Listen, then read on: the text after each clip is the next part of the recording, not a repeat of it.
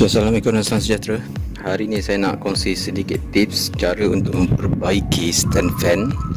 Ni masalah basic tapi saya tunjukkan ke anda semua cara yang mudah untuk masalah yang basic ni. Okey, sekarang ni kipas stand fan ni kadang-kadang kita tengok dia tak hidup, kita nampak dia tak bergerak, so kita akan judge dia rosak. Okey, sebelum kita judge dia rosak, kita kena pastikan dulu. Kita buka dulu kipas kita ni. Okay, kita buka dalam kipas ya. Okay, kita cuba rasa sub ni, kita pusingkan dia kiri dan kanan, kita tengok. Okey, kipas ni masalah dia berat, susah nak pusingkan. Okey, so bila saya onkan kipas ni, ada getaran. Kita rasa dia punya dynamo dia ada bunyi, ada getaran. So maksudnya motor dia berfungsi, dynamo dia berfungsi, cuma masalah shaft ni berat. Okey, sebabnya adalah kita gunakan terlalu lama, kemudian kita tak servis dia, kita tak titiskan minyak dekat kawasan bearing depan dan belakang. Okay, sekarang ni saya tunjukkan basic macam mana nak buka dia. Okay, untuk oscil button ni kita tarik dia tak ada gunakan skru apa-apa. Skru belakang ni.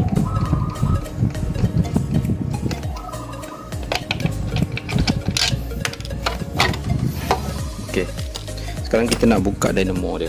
Okey, sebab bearing dia ada di hadapan dan belakang. Okey, sekarang skru dia macam ni kalau korang tengok. Okey, skru ni dia senang haus tau. Dia senang terhakis bila kau buka dia. Kebiasaannya skru ni dia ketat. Okey, so bila kau nak buka nak tekan kuat kan, risiko tinggi tau. Kemungkinan kau boleh termasuk kau punya tosok ke dalam ni, so dynamo akan luka, so kipas tu akan rosak lain tak. Okey, sebelum tu siapa yang belum subscribe, silakan subscribe. Bantu aku untuk dapatkan 1000 subscribe, dan aku akan sharekan lagi video-video yang berguna untuk korang. So cara dia, aku kongsikan pengalaman aku. Kau gunakan layar ni kan. Okay, kau kepitkan bahagian tepi ni. Okay, buka dia. Nampak dia senang buka. Okey, lakukan dekat semua bahagian, dan waktu kau nak tutup nanti pun kau buat benda yang sama. Jangan gunakan screwdriver ni, sebab bila kau gunakan screwdriver ni nanti bunga je ni akan haus tau. So nanti masalah untuk kau orang buka kali kedua, dan masalah juga untuk kau orang ketatkan dia. Okey, sekarang nanti kita buka ni. Okey, shaft yang normal dia bila kalau kau pusingkan dia akan terus je lancar je. Tapi kalau dia sangkut-sangkut macam ini, okey, masalah ada pada shaft ni. Okey, disebabkan kita guna terlalu lama, tapi kita tak servis dia, kita tak titiskan minyak dekat bahagian bearing depan dan belakang ni. Okey, cara selesaikan dia kita terus servis sekali. Kita buka dulu dia punya dynamo ni. Okey, harus diingatkan waktu tarik dynamo ni kena perlahan-lahan. Cara kau pegang dia punya dynamo ni, kau orang kena pegang dekat bahagian dynamo ni, bukan dekat sini Kau tarik ni, pegang, jangan sampai tanggal, tarik perlahan-lahan. Okey, dynamo ni dia sensitif, dia banyak gelung-gelung wire, jadi sensitif. Kalau dia tergores ke atau dia terputus, nanti jadi masalah lain. So kena hati-hati. Okay, cara untuk hati-hati adalah kau lepas keluarkan dia ni, kau kena balutkan dia macam ni. Okay, sekarang kalau kau tengok dekat kawasan shaft belakang ni, dia dah ada tanda-tanda hitam. Okay, tanda hitam disebabkan berlaku pergeseran yang lama kat sini. So lama kelamaan dia akan haus, kemudian minyak akan kering dan dia akan stuck. Okay, cara dia yang korang nak servis ni, kau perlukan autosol.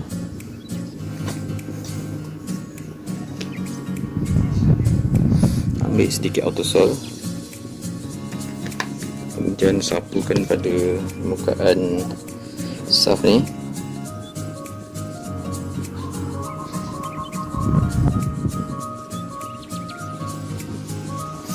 Kemudian kau ambil supan yang supan ni dia tajam sikit, dia tak sama dengan supan biasa. Tapi kalau nak gunakan kain pun boleh, tapi aku lebih suka gunakan supan ni. Dan kita masukkan dia.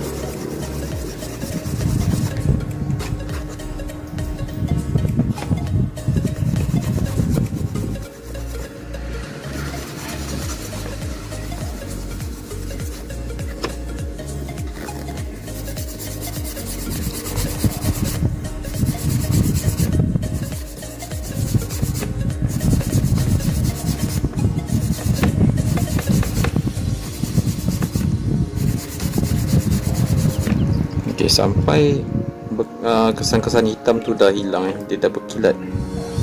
Okey, kau tengok yang dah berkilat, dah licin. Dan lagi satu, make sure jangan ada yang kau tinggalkan apa-apa kesan autosol kat sini sebab autosol dia litas tau. Kenapa aku pilih autosol ni? Sebab dia ni menghakis tapi dia tak terlalu kuat hakisan dia tu, dia halus. So make sure jangan ada tertinggal autosol kat sini. Jangan gunakan peta pasir kasar. Bila shaft ni dia cala, dia akan makan ball bearing tu. Ball bearing tu akan haus nanti. So cukup sekadar macam ni. Tengok dah licin kan, dah bersih. Buat juga perkara yang sama dekat bahagian depan ni. Kita ambil sikit jangan banyak-banyak. Bila banyak nanti dia akan pergi kat tempat yang tak sepatutnya. Sekarang kita fokus pada shaft saja.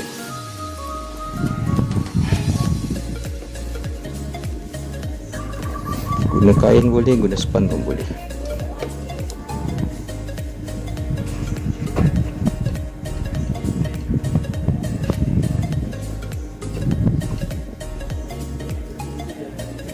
Okey, lagi satu aku nak bagi tahu untuk kipas yang masalah ni, bila masalah lain pun, contoh macam kipas sudah tak hidup kan, bila korang dah buka kipas ni, korang kena make sure kau buat servis macam ni. Okay, sebab servis ni memang wajib. Kalau korang buat servis macam ini, kipas kau tu boleh bertahan lebih daripada mungkin 10 tahun kot. Sebab kipas ni biasa masalah dia datang, masalah-masalah lain datang disebabkan shaft ni berat. Bila shaft ni berat, masalah-masalah lain pun akan datang. Dia akan boleh terbakar pada dynamo. Dia boleh jadi masalah burn dekat bahagian oskil ni sebabkan panas. Jadi kalau pergerakan kipas tu lancar, tak panas, so kipas tu pun akan tak ada masalah.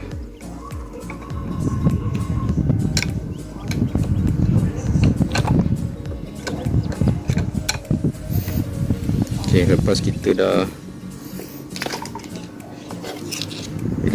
kita bersihkan shaft ni kan,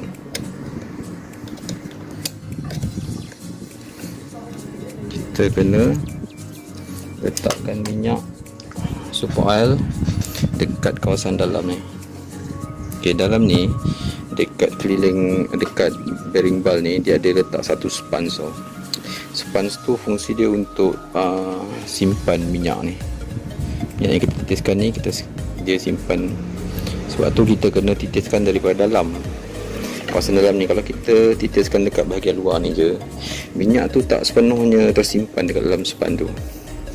Ok, sekarang kita tengok dia dah licin. Nampak?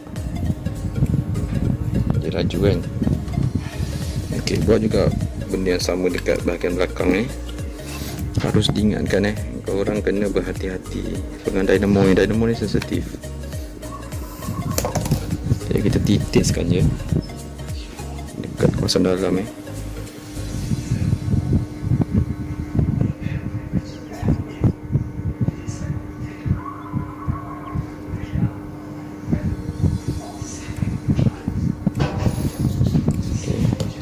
Kemudian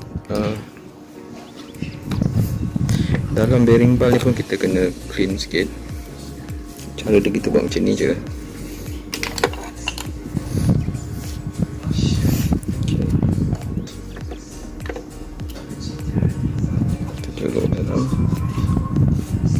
Kita nampak kekotoran, nampak ada karat ni kita kena buang.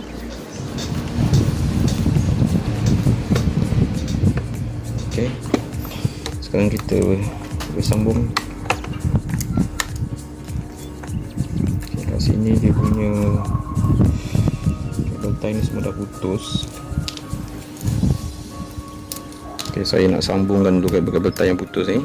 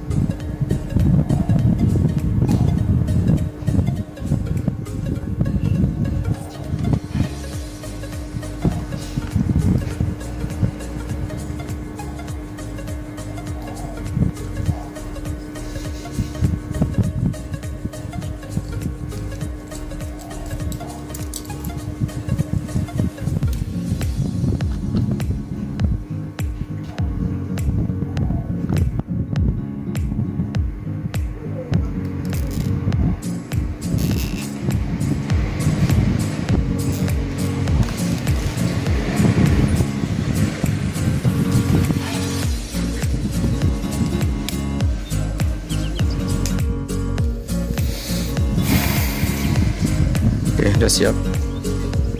Kita kena pastikan biasanya kabel tie ni akan putus bila berlakunya masalah kat kipas ni, bila dia punya shaft ni jam. Biasanya kabel tie ni pun akan putus sebab berlaku pemanasan yang maksimum dekat kawasan motor ni bila shaft ni dia jam. Okay, so kalau dia putus, kita kena sambungkan balik supaya dia punya wayar-wayar halus ni dia tak bertaburan. So bila bertaburan dia bahaya, dia punya risiko untuk putus tu tinggi. So sekarang kita double confirm, kita takkan lagi minyak dekat kawasan shaft ni.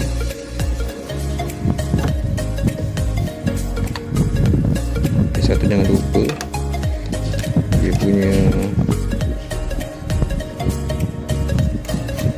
ni tadi kita masukkan balik.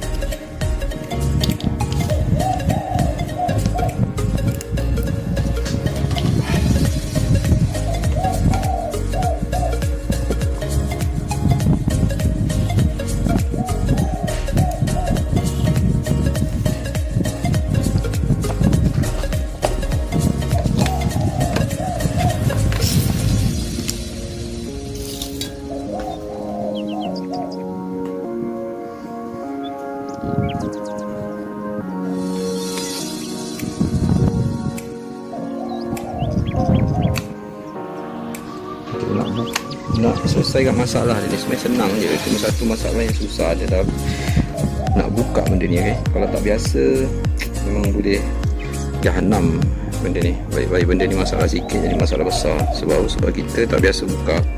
Jadi kita tak biasa buka jadi masalah kan, takut terputus ke apa kan. Cuma aku akan tunjukkan ke orang lah cara yang mudah untuk kau buka tadi kan. Aku dah tunjuk cara-cara dia supaya tak kerosakan dynamo dia ni. Okay, cara dia macam ni je.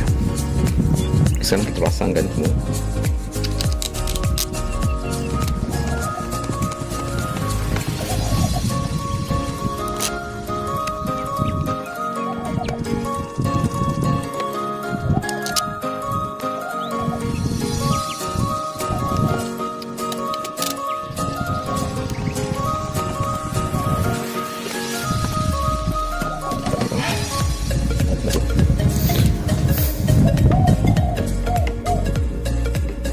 Okay, untuk ketatkan benda ni susah sikit tau sebab kita nak hook tu payah sikit. Cara aku pakai spanner ni, kemudian aku gigit dekat bahagian tepi skru ni,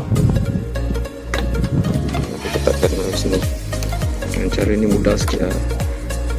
Sebab kipas ni kalau kita gunakan screwdriver tu kan, kita tekan bahaya tau. Kemungkinan risiko boleh termasuk dalam ni, dia akan rosakkan dynamo. Jadi kau ambil langkah yang berjaga-jaga lah.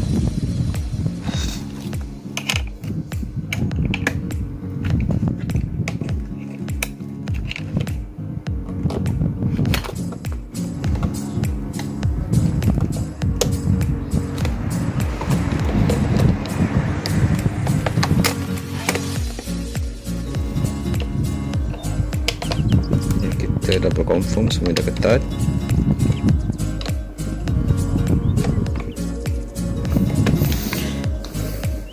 Okey, sekarang dia dah bergerak lembut. Untuk alignment balik kita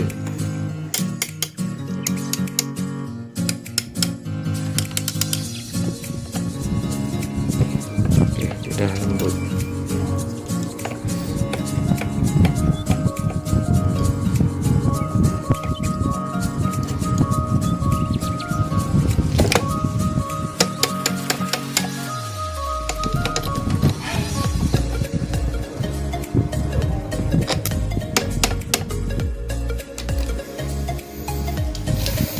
Okay, saya try on kan dia sekarang.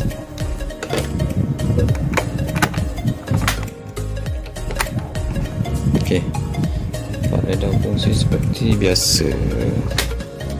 Kita off kan dia punya lajak itu pun tinggi lajak itu jauh. Okay, dia masih slow, dia smooth dia. Kalau dia smooth okey lah. Kalau kita matikan dia mati itu maksudnya masih tak okey lagi. Itu je perkongsian aku untuk kali ni. Okay, next video nanti aku akan tunjukkan korang macam mana cara untuk buat bypass thermal fuse yang dah burn, tapi kita tak perlu buka dia punya dynamo dia. Kita buat bypass saja di bahagian luar. Okay, so bantu aku untuk mendapat 1000 subscribe, dan aku akan sharekan lagi ilmu-ilmu yang berkenaan dengan electrical ni. Okay, jangan lupa like and subscribe. Thanks guys.